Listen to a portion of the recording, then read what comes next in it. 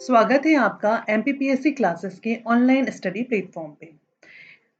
यहाँ हम डिस्कस करने वाले हैं important points of budget 2024 in simple language. ये आपके लिए यूजफुल होने वाला है अपकमिंग प्रीलिम्स 2024 और मेंस 2023 के लिए। ये एक बायलिंगुअल एनालिसिस है। सो स्टार्ट करते हैं। सबसे पहले हमें बजट शुरू करने के पहले समझना होगा कि बजट होता क्या है। आर्टिकल हमारे इंडियन कॉन्स्टिट्यूशन में आर्टिकल 112 जो है उसमें बजट को एनुअल फाइनेंशियल स्टेटमेंट के तौर पे बताया गया है। बजट जैसा कोई टर्म हमारे इंडियन कॉन्स्टिट्यूशन में नहीं है, बल्कि उसकी जगह क्या है, एनुअल फाइनेंशियल स्टेटमेंट। स्टेटमेंट जो है वो एस्टिमेटेड रिसिप्ट्स हैं एंड एक्सपेंडिचर हैं गवर्नमेंट के, है ना, जो भी रिसीव किया और जो भी खर्चा किया उसका एक लेखा जोखा है। सो union budget is classified into, इसको क्लासिफाइड किया गया है रेवेन्यू बजट और कैपिटल बजट में। अब इसकी प्रिपरेशन कैसे होती है बजट की? तो डिपार्टमेंट ऑफ इकोनॉमिक अफेयर्स जो है, फाइनेंस मिनिस्ट्री ऑफ फाइनेंस की नोडल बॉडी होता है, वो प्रिपेयर करते हैं बजट को। फिर उसके बाद में जो बजट होता है उसको जो है अलग अलग डिपार्टमेंट से डिटेल्स बुलाई जाती है, जो एस्टिमेटेड एक्सपेंडिचर्स रहते हैं उसकी, रिसिप्ट्स जो रहती हैं उसकी, और उसके हिसाब से बजट तैयार किया जाता है ना। ये हमको याद रखना है। बजट का जो प्रेजेंटेशन जो रहता है वो प्रेसिडेंट ऑफ इंडिया के द्वारा किया जाता है एक फाइनेंशियल ईयर का, और ये बोथ हाउसेस में पार्लियामेंट के इन स्टेटमेंट्स को रखते हैं। उसके बाद में जो हमारे यूनियन फाइनेंस मिनिस्टर होते हैं, तो जैसे अभी फिलहाल में सदन के दोनों सदनों पे president of India Shrimati Draupadi Murmu ji ने रखा, और इसको हमारे बजट को जो है union finance minister Nirmala Sitharaman ji ने पेश किया। ठीक है, ये चीज हमको याद रखना है। अब ये जो बजट था इसके दो पार्ट्स थे। ठीक है, पहला क्या हो गया, पहला हो गया मैक्रो इकोनॉमिक पार्ट हो गया, जिसमें कि various scheme and priorities of government are announced, are allocation are made to several sector. जो भी इनकी स्कीम्स हैं और जो प्रायोरिटीज है उसको ये अनाउंस करते हैं। और जो इसका सेकंड पार्ट होता है, इट मीन्स उसको क्या कहा जाता है, उसको कहा जाता है पार्ट बी। ठीक है, तो ये deals with the finance bills, ये फाइनेंस बिल से डील करता है। इसमें क्या होता है, टैक्सेशन प्रपोजल्स जैसे कि इनकम टैक्सेस, रिवीजन, है ना, इनडायरेक्ट टैक्सेस, ये सारी चीजें इसमें होती हैं। अब इसके बाद मेजर बजट डॉक्यूमेंट सॉरी, तो जो बजट डॉक्यूमेंट होता है, जो फाइनेंस मिनिस्टर निर्मला सीतारमण जी की जो स्पीच होगी, जो स्पीच थी उनकी, उस स्पीच में जो है ये डॉक्यूमेंट्स पार्लियामेंट में प्रेजेंट किए जाते हैं। तो वो कौन कौन से डॉक्यूमेंट होते हैं? अच्छा, ये सारे डॉक्यूमेंट्स अगर आप देखेंगे तो ये जो प्रेस इंफॉर्मेशन ब्यूरो है गवर्नमेंट का ऑफिशियल, उसकी वेबसाइट पे ये सारे डॉक्यूमेंट्स हमको मिल जाते हैं। तो हमने वहीं से लेकर के ये इंफॉर्मेशन पीएससी के हिसाब से जो जो इम्पोर्टेंट है उसको यहाँ पर डिटेल में एनालिसिस किया है। इसके बाद में यहाँ समझ लीजिए जो मेन डॉक्यूमेंट्स है वो क्या क्या है, वो हमको एक लेके चलना है। तो पहला है एनुअल फाइनेंशियल स्टेटमेंट, उसके बाद आता है demands of demands for grants. तो ये जो एनुअल फाइनेंशियल स्टेटमेंट मतलब यही बजट जो है ये आर्टिकल 112 में है। डिमांड्स फॉर ग्रांट्स क्या है, आर्टिकल 113 में इसको बताया गया है। एंड द फाइनेंस बिल्स जो है वो आर्टिकल 110 में बताए गए हैं। ठीक है, इसको हिंदी में धन विधेयक बोलते हैं। फिर उसके बाद में fiscal policy statement mandated under FRBM act, FRBM act जो आया था उसके अंडर में ये फिस्कल पॉलिसी स्टेटमेंट्स होते हैं। अब ये macro economic and medium term fiscal policy ये इसमें इंक्लूडेड होता है। फिर उसके बाद में अदर एक्सप्लेनेटरी डॉक्यूमेंट्स जो होते हैं, तो इसमें क्या क्या होते हैं, एक तो होता है एक्सपेंडिचर बजट, खर्चे वाला बजट, रिसिप्ट बजट जो मिला प्राप्त हुआ, है ना। फिर expenditure profile, budget at the glance, एक नज़र में बजट, ये इसी को हमने उठाया है। की फीचर्स ऑफ द बजट, इससे कुछ पॉइंट्स हमने उठाए हैं, ग्राफ्स उठाए जो आप आगे देखेंगे। इम्प्लीमेंटेशन ऑफ बजट अनाउंसमेंट 23-24, ये सारी चीज़ें। अब यहाँ पे हिस्ट्री ऑफ बजट है कि सबसे पहले इसको हम ऐसे समझ लें कि इंडिपेंडेंस के पहले बजट जो है पहली बार कब इंट्रोड्यूस हुआ था, 7 अप्रैल 1860 में, 7 अप्रैल 1860 में पहली बार इंट्रोड्यूस हुआ था। इसके 2 साल के बाद में इंडियन एडमिनिस्ट्रेशन जो है वो ईस्ट इंडिया कंपनी से किसके पास आ गया था? ब्रिटिश क्राउन के पास। तब ये पहली बार इंट्रोड्यूस हुआ था। इसके बाद में जो फर्स्ट फाइनेंस मिनिस्टर मेंबर थे किसके, जिन्होंने बजट को पेश किया था, वो कौन थे? जेम्स विल्सन थे, पहले फाइनेंस मेंबर थे। किसकी बात कर रहे हैं हम? प्री इंडिपेंडेंस की बात कर रहे हैं। फिर मिस्टर लियाकत अली खान, जब इंटरिम गवर्नमेंट बनी थी तो उसके ये मेंबर थे। तो इन्होंने जो है 1947-48 में इंटरिम गवर्नमेंट का एक बजट पेश किया था। जब फिर इंडिया हमारा आज़ाद हो गया था तब की बात है, तो पहले फाइनेंस मिनिस्टर थे आर के षडमुखन चेट्टी, है ना। इन्होंने पहली बार 26 नवंबर 1947 को पहला बजट पेश किया था और तब से जो है अभी तक की प्रोसेस चल रहा है। कोई भी जो बजट आता है, अच्छा अब ये जो मैं आपको बता रही हूँ आप एक बात समझ लीजिए, ये आपके प्री 2024 प्लस आपका जो अभी मेंस होगा, है ना, 2023, इन दोनों से आप इस टॉपिक को रिलेट कर सकते हैं। इसके एक एक पॉइंट के साथ मैं आपको बताते जाऊंगी कौन सा टॉपिक कहाँ कवर हो रहा है। The entire process is completed in the following steps. सबसे पहले जो है बजट को संसद में पार्लियामेंट में पेश किया जाता है, ठीक है, ये पहला स्टेप हो गया। इसके बाद में फिर एक उसके ऊपर में जनरल डिस्कशन होता है दोनों हाउसेस में, ठीक है। इसके बाद में जो एक स्टैंडिंग कमेटी होती है, पार्लियामेंट में जो स्टैंडिंग कमेटी होती है, वो जो है अलग अलग डिपार्टमेंट्स और मिनिस्टर्स से उनकी डिमांड्स और ग्रांट्स के बारे में बात करती है। उसके बाद में डिटेल डिस्कशन होता है, vote on demand for grant in Lok Sabha, है ना, उन ग्रांट्स के लिए एक वोट ऑन डिमांड पे डिस्कशन होता है। और फिर उसको जो है अप्रूवल जब मिल जाता है तो फाइनेंस बिल जो रहता है वो पास हो जाता है। ये हमें याद रखना है। अब ये जो बजट है, इस बार का बजट जो है अभी जो आया था, कब आया था आपको ये पता ही होगा, ये आया था 1 Feb 2024 को, ठीक है। इस बजट को हमने क्या कहा? ये इंटरिम बजट था। इंटरिम बजट का मतलब ही होता है कि ये जो बजट है, ये जब भी जो इलेक्शन ईयर होता है, इलेक्शन के पहले जो बजट गवर्नमेंट पेश करती है उसको इंटरिम बजट कहते हैं। फिर इलेक्शन हो जाएगा, गवर्नमेंट चूज हो जाएगी, मान के चलिए कि बीजेपी या कांग्रेस जो भी फिर से जिसकी सरकार बनती है, तो वो जब सरकार बन जाएगी, उस सरकार के बनने के बाद में एक फाइनल एंड प्रॉपर जो फुल बजट है वो जो है वापस से पेश किया जाएगा, ठीक है।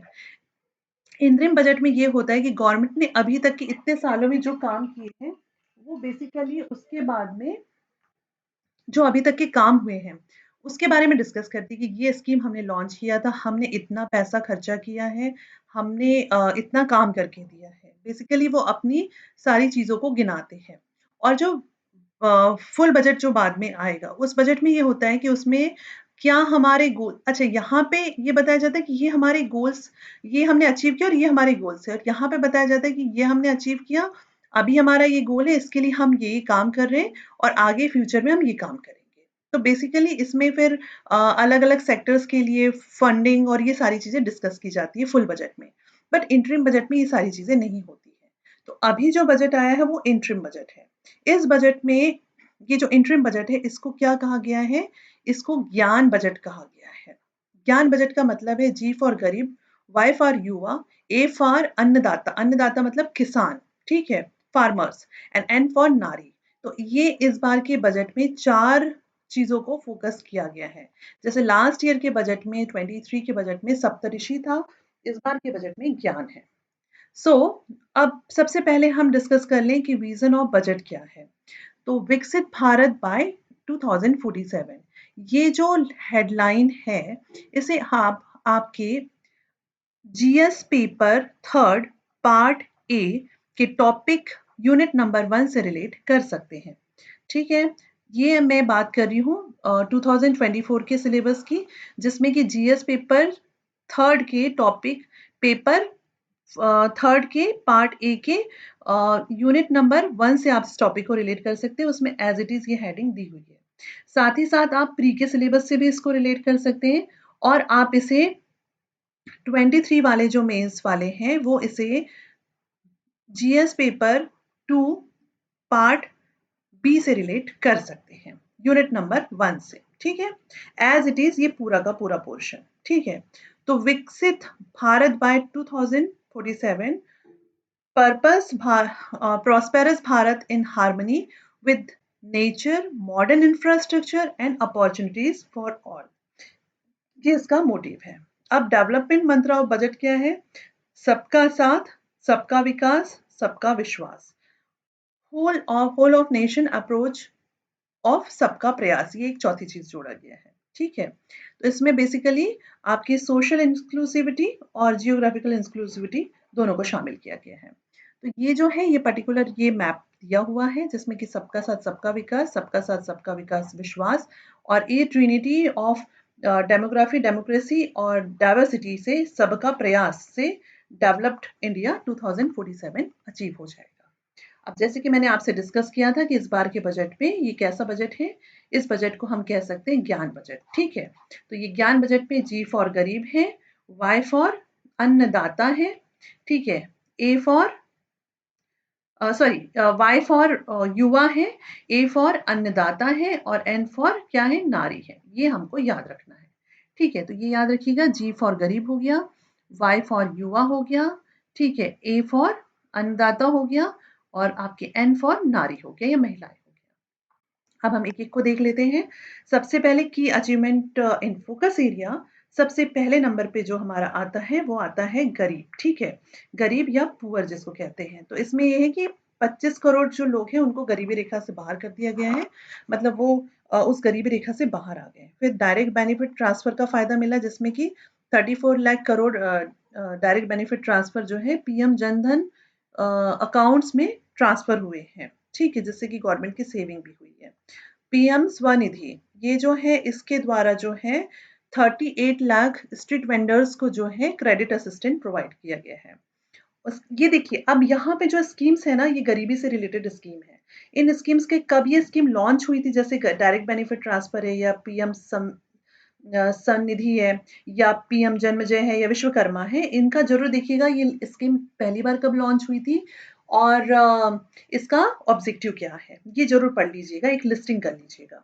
तो पीएम जनमन योजना, ये बेसिकली जो पर्टिकुलरली वल्नरेबल ट्राइबल ग्रुप है उन तक की हेल्प पहुंचाने के लिए है, ठीक है। तो ये स्कीम हमारे लिए इंपॉर्टेंट हो जाती है क्योंकि एमपी में जो है 3 पर्टिकुलरली वल्नरेबल ट्राइब ग्रुप्स हैं। They are Saharia, Bharia and Bagas, ठीक है। तो you should remember this points, ठीक है, ये 3 आपको याद रखना है। और विश्वकर्मा योजना जो है end to end support to artisans and art craft people engaged in 18 trades, ठीक है। इसके बाद महिलाओं के लिए तो एक ये अभी बहुत ही न्यूज़ में रहने वाला चर्चा का विषय रहा है कि rise in female labour force participation rate, कि हमारी जो इकोनॉमी में पहले ये सबसे ज़्यादा कहा जाता था कि वुमेन एक ऐसा फोर्स है जो कि जिसका कोई कंट्रीब्यूशन नहीं है, वो एक बोझा है। लेकिन अब इनका पार्टिसिपेशन डे बाय डे बढ़ रहा है। जो 2017-18 में 23.3 परसेंट था, जो अब बढ़ कर के and it's a huge increase 37% पे आ गया है ना? सो ये काफ़ी अच्छा इंडिकेशन है। अब इसमें हमको ये देखना है कि जो ये महिलाएं हैं 30 करोड़ मुद्रा योजना लोन, देखिए यहाँ पे अब कौन सी स्कीम की बात आ गई, मुद्रा मुद्रा योजना की बात आ गई है ना। तो मुद्रा योजना हमको याद रखना है कि वुमेन एंटरप्रेन्योर को दी गई है। उसके बाद में female enrolment in higher education कितना हुआ है, ये 28%, कितना 28% बढ़ा है, ये हमको याद रखना है।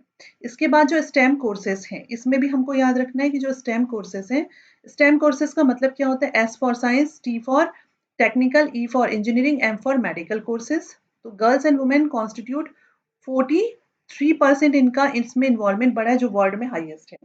और वुमेन के डिग्निटी को इन्हेंस किया गया है ट्रिपल तलाक को इलीगल करके। और जो लोकसभा और स्टेट लेजिस्लेटिव असेंबलीज है उसमें रिजर्वेशन सीट को कितना करके 1/3 सीट्स का रिजर्वेशन को बढ़ा करके, है ना। So this is very good. और 70% हाउसेज जो है under PM Awas Yojana rural areas में वुमेन्स को सोलो या फिर जॉइंट ओनरशिप में दिए गए हैं। इसके बाद हमारा सेकंड फोकस एरिया था दैट इज यूथ या अमृत पीढ़ी। ठीक है, सेकंड क्या था? यूथ या अमृत पीढ़ी। तो अब ये सारी चीज़ें जो हाइलाइटेड है इनको प्लीज़ बहुत ध्यान से याद रखिएगा। ये सब आप अपने मेंस के आंसर में इंक्लूड कर सकते हैं। साथ ही साथ इसमें जो सोशियोलॉजी का टॉपिक अभी नया ऐड किया गया है उसमें भी आप इसको अपने नोट्स में ऐड कर सकते हैं। साथ ही साथ जो 2023 का मेंस का सिलेबस है जो रिलेटेड है पेपर 2 से और उसका जो पार्ट बी है उसमें भी जो हायर एजुकेशन यूथ और स्कीम वाला पोर्शन जो है सोशल वेलफेयर वाला पोर्शन है उससे आप इस टॉपिक को रिलेट कर सकते हैं। तो अब नेक्स्ट है PM school for rising India, PM Shri, है ना? तो यहाँ पर ये जो है इसमें टीचिंग और जिसको कहेंगे कि इसमें क्वालिटी एजुकेशन की बात की गई है। तो इसी के बेसिस पे यहाँ पे एमपी में भी सीएम राइज स्कूल्स की बात की गई थी। याद है आपको? सीएम राइज स्कूल खोले गए हैं एमपी में, तो पीएम राइज के बेस पे इनको ओपन किया गया है।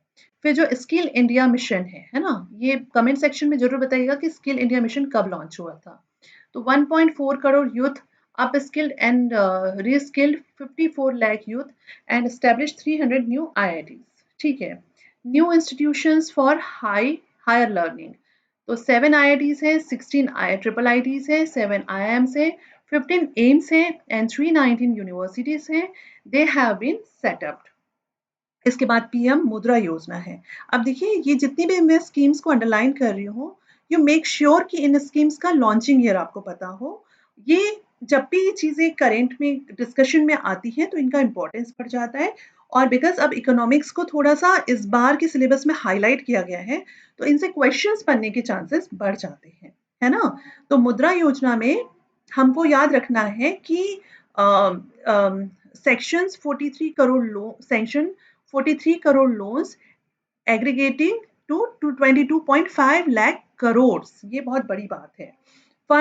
Funds of funds startup India and startup credit guarantee schemes, ये सब है। इससे भी यूथ को जो है रोजगार दिया गया है, रोजगार दाता, है ना? स्कीम कहा गया है इनको। ये आप याद रखिएगा, funds of fund, startup India and startup credit guarantee scheme, इनको रोजगार दाता कहा गया है। अब स्पोर्ट्स में ये बताया है कि हमने पहली बार जो एशियन गेम और एशियन पैरा गेम्स हैं 23 में जो हुए उसमें हाईएस्ट मेडल्स अचीव किए हैं। और प्रागानंद के बारे में डिस्कस किया है। प्रागानंद आपको शायद पता होगा जो कि वर्ल्ड चैंपियनशिप में जो गए थे, इंडिया से रिप्रेजेंट किया था। ये ग्रैंड मास्टर मतलब वर्ल्ड चैंपियन जो मैग्नस कार्लसन थे उनसे इन्होंने जो है कॉम्पीट किया था और एक मतलब बड़ी बात थी ये। और इंडिया में जो है 80 जो है लगभग ग्रैंड मास्टर्स हैं जो पहले केवल 20 हुआ करते थे।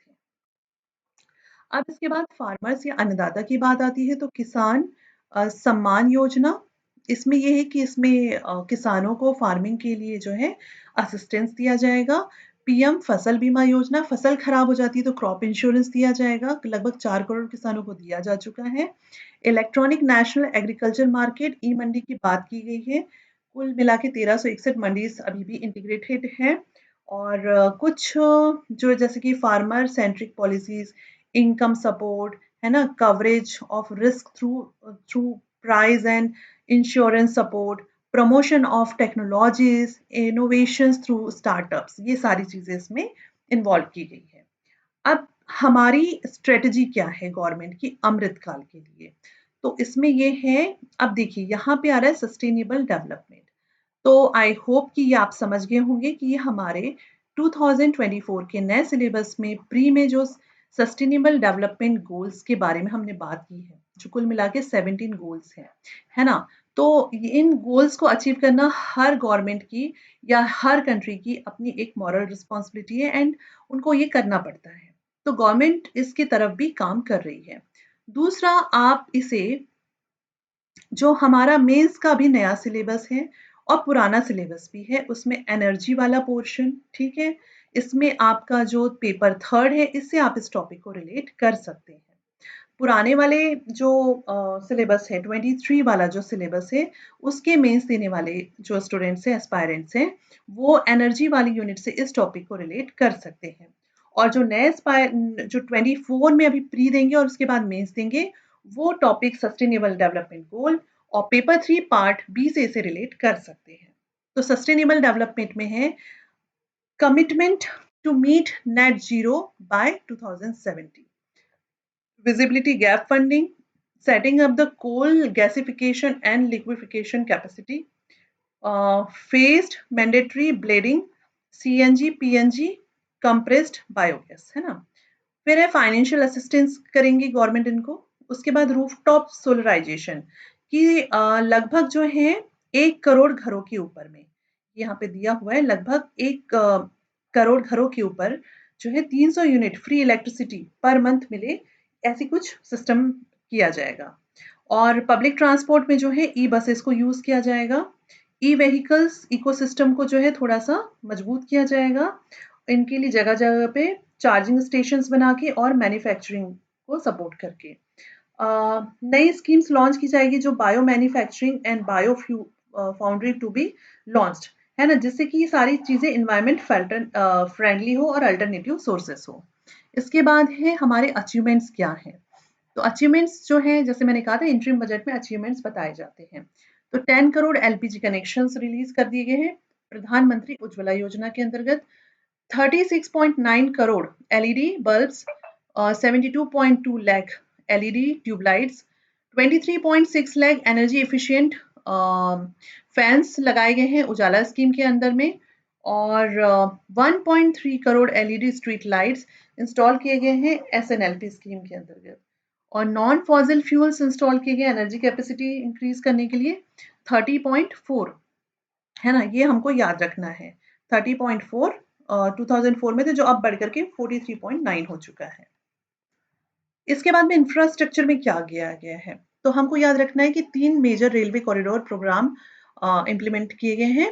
पीएम गति शक्ति जो ट्रेन है to improve logistic efficiency and reduce cost, PM Gati Shakti के अंतर्गत जो है 3 railway corridor dedicated railway corridor को बनाया गया है ना। और फॉरेन इन्वेस्टमेंट को जो है प्रमोट किया जा रहा है, बायलैटरल इन्वेस्टमेंट को और ज़्यादा स्ट्रॉन्ग किया जा रहा है, ठीक है। और काफ़ी सारे एक्सपेंशन किया जा रहा है एयरपोर्ट्स का और ताकि उड़ान स्कीम के अंडर द उड़ान स्कीम की एक आम आदमी को भी कम फेयर में एयर ट्रांसपोर्ट की फैसिलिटीज मिल सके। Urban transformation via metro rail and नमो भारत, तो मेट्रो रेल जैसे कि एमपी में इंदौर एंड भोपाल में मेट्रोस के ऊपर काम चल रहा है। नमो भारत स्कीम के अंदर में जो है एक प्रॉपर नेटवर्क तैयार किया जा रहा है। इसके बाद में हम आगे देख लेते हैं इंक्लूसिव डेवलपमेंट। तो aspirational district programme, total aspirational district programme में जो है स्टेट्स को डेवलपमेंट के लिए एम्प्लॉयमेंट के लिए वहाँ पे जनरेट किया जा रहा है। और डेवलपमेंट टू ईस्ट, ये जो नॉर्थ ईस्ट वाला पोर्शन है असम, मेघालय, मिजोरम, मणिपुर वाला, मतलब पूरा जो है नागालैंड सारी चीज जो आ जाती है, त्रिपुरा, तो वहाँ पर जो है डेवलपमेंट के काम किए जा रहे हैं।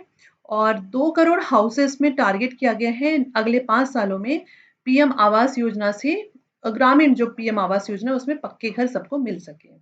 और मिडिल क्लास के लिए भी हाउसिंग स्कीम लॉन्च की गई है ताकि वो सस्ते घर खरीद सके। मेडिकल कॉलेज के लिए जो है जो पहले से ही हॉस्पिटल्स हैं उनके इंफ्रास्ट्रक्चर को यूज किया जाएगा और मेडिकल कॉलेज को बढ़ाया जाएगा। सर्वाइकल कैंसर के वैक्सीनेशन के ऊपर गवर्नमेंट काम कर रही है, लोगों को अवेयर कर रही है ताकि गर्ल्स को इसके खतरे से बचाया जा सके and 9 to 14 years age group की गर्ल्स को वैक्सीनेशन किया जा सके। Maternal and child health care programmes में है वेरियस स्कीम लॉन्च की गई है। फिर अपग्रेडेशन ऑफ आंगनवाड़ी, यस, जो सक्षम आंगनवाड़ी और पोषण 2.0 है, इसके अंतर्गत जो है आंगनवाड़ी को इम्प्रोवाइज किया जा रहा है। और जो यूविन प्लेटफॉर्म करके है, ये भी इसमें जो है इम्यूनाइजेशन को, है ना, इम्यूनाइजेशन को और जो मिशन इंद्रधनुष है उसको जो है और ज़्यादा प्रमोट किया जा रहा है, अच्छे तरीके से मैनेज किया जा रहा है।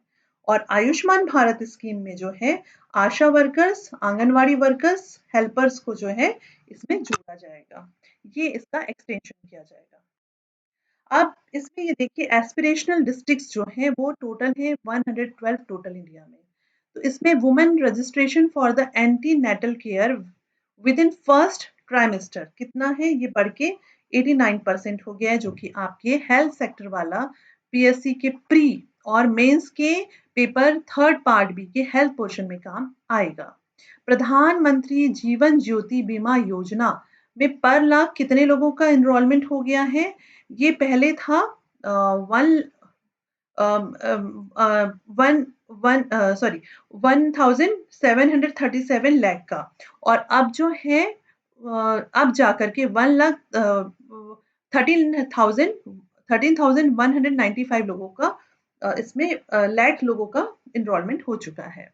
ठीक है, ये अपने आप में बहुत अच्छी चीज है।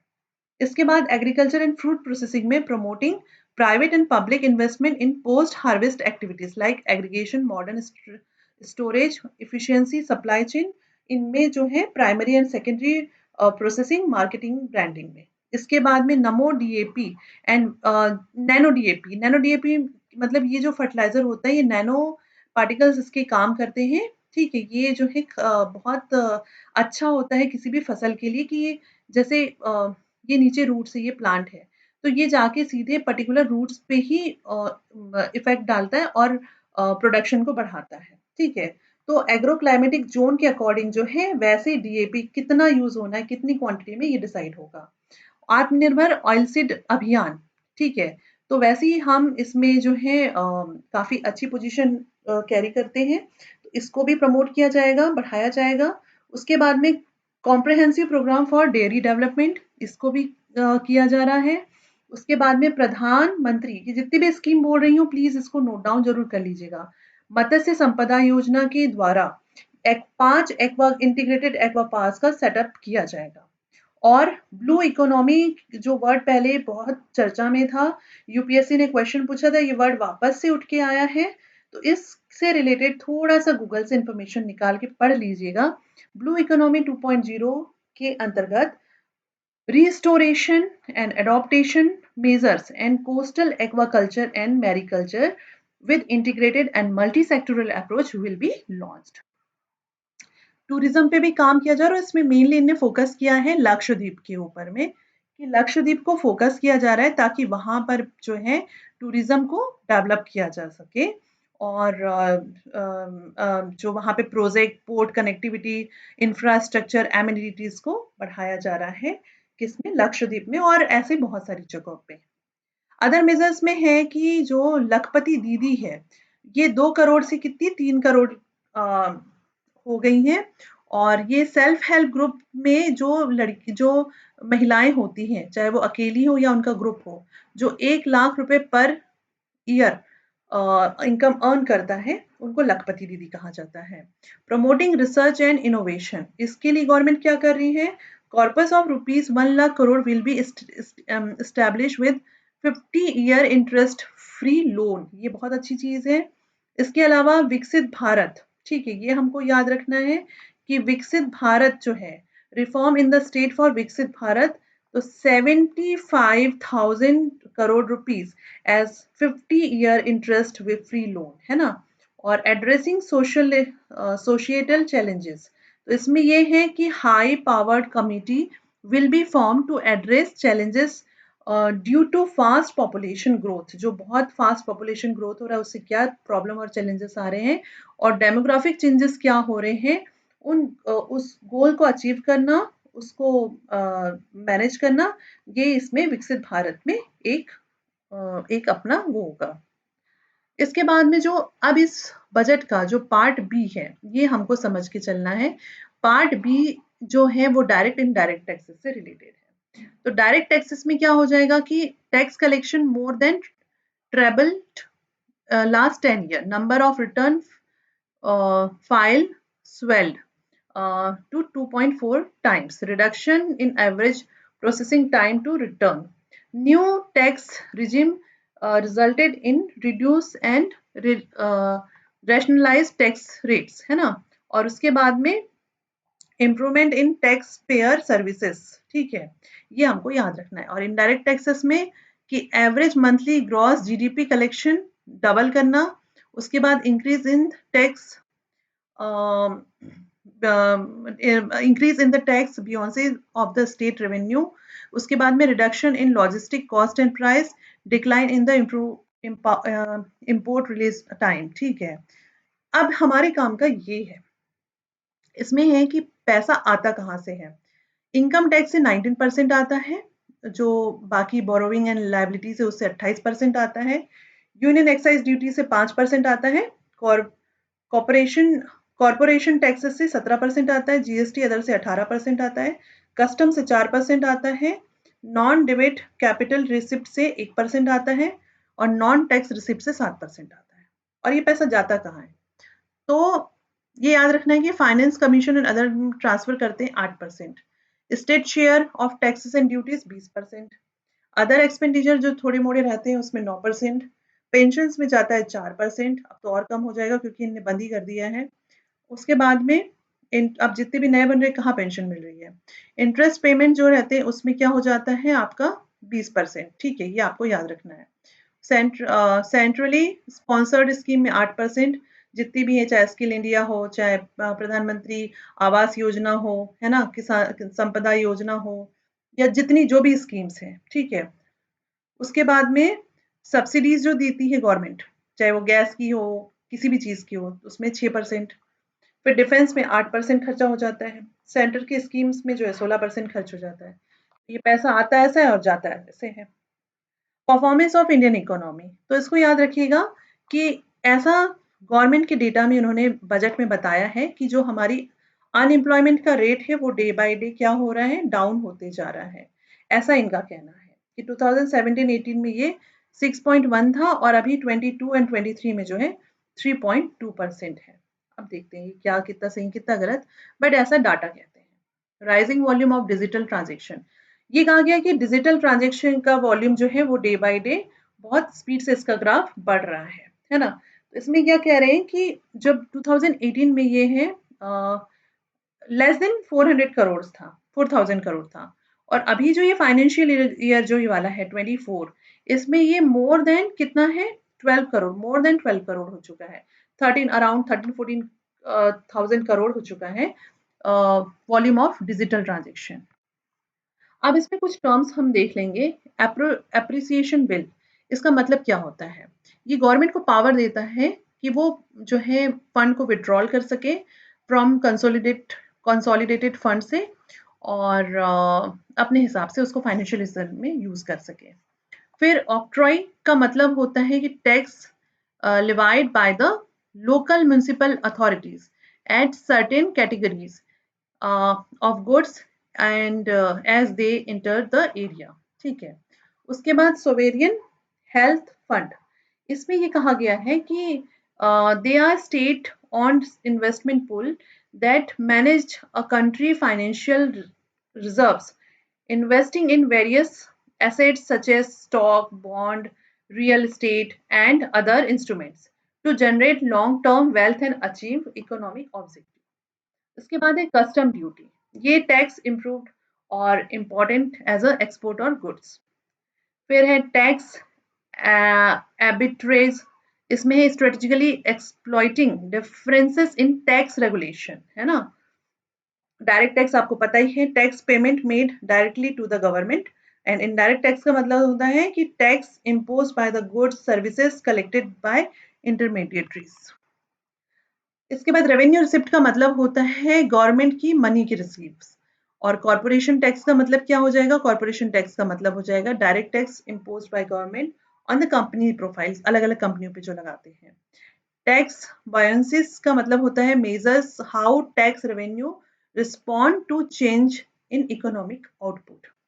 वायबिलिटी गैप फंडिंग क्या होती है? इसमें होता है कि ये ग्रांट्स जो ग्रांट देते हैं उसको it provides grants to back economically justified yet financially non viable projects, है ना। प्रिजम्पटिव टैक्सेशन, इसमें है simplified method allowing eligible business to declare as prescribe percentage of turnover as income. Inflation क्या होता है? महंगाई की rate of increase in price, that is inflation. Capital expenditure क्या होता है? कैपिटल एक्सपेंडिचर को हम ऐसे समझ सकते हैं कि जो गवर्नमेंट होती है, the government investment in long term development, है ना, ये कैपिटल एक्सपेंडिचर होते हैं। बजट एस्टिमेटेड क्या होता है? एक फाइनेंशियल ईयर में financial projection presented by the union finance ministers. Direct benefit transfer, ये तो आपको पता ही होगा कि किसी बेनिफिशरी मतलब the transfer the benefits and subsidies of various social welfare schemes directly in the bank account of the beneficiaries. ठीक है, उसके बाद में लेबर फोर्स पार्टिसिपेशन रेट क्या है, जो हमने ऊपर डिस्कस किया था कि वुमेन्स का पार्टिसिपेशन रेट बढ़ा है। Measure of the proportion of the country working age population, ये होता है। अब इसमें हम कुछ आर्टिकल्स को देखेंगे। तो इसमें से हमको पहले देखना है क्या, आर्टिकल नंबर 109 जो है special procedure in respect to money bill. 110 है मनी बिल होता है। 12 जो है वो बजट होता है, एनुअल फाइनेंशियल स्टेटमेंट। 113 जो आर्टिकल होता है वो होता है procedure in parliament with respect to estimates. 114 में दिया है अप्रोप्रिएशन बिल्स।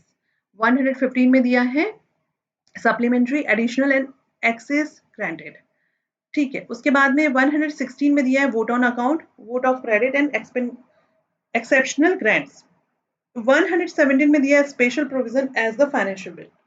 150 में दिया है form of accounts of the union and union of the state. 51 में दिया है ऑडिट रिपोर्ट। 265 में दिया है tax not to be imposed except by authority of law. 266 में दिया है consolidated fund and public account of India and of the state. 267 में है कंटिजेंसी फंड। 275 में है grants from the union to credit certain states. 280 में है finance commission. 281 में है recommendation of the finance commission. और borrowing by the government of India 291 में है। इस प्रकार से आपने देखा कि ये हमने जो कॉन्स्टिट्यूशन के अलग अलग प्रोविजंस है उसको भी डिस्कस कर लिया, टर्म्स डिस्कस किया, और इस बार के बजट में क्या क्या इंपॉर्टेंट था हमारे एमपीपीएससी के लिए, ये सारी चीजें हमने इसमें देख लिया। सो आई थिंक ये आपको क्लियर हुआ होगा, समझ में आया होगा। और इसके हो सके तो शॉर्ट नोट्स बना लीजिए, और इसका डिस्क्रिप्शन लिंक मैंने टेलीग्राम चैनल का डिस्क्रिप्शन लिंक दिया, जहाँ पे जाके आप अगर चाहें तो हम आपको ये पीडीएफ प्रोवाइड करा देंगे। So thank you so much for watching this video. All the best for your preparations. Thank you.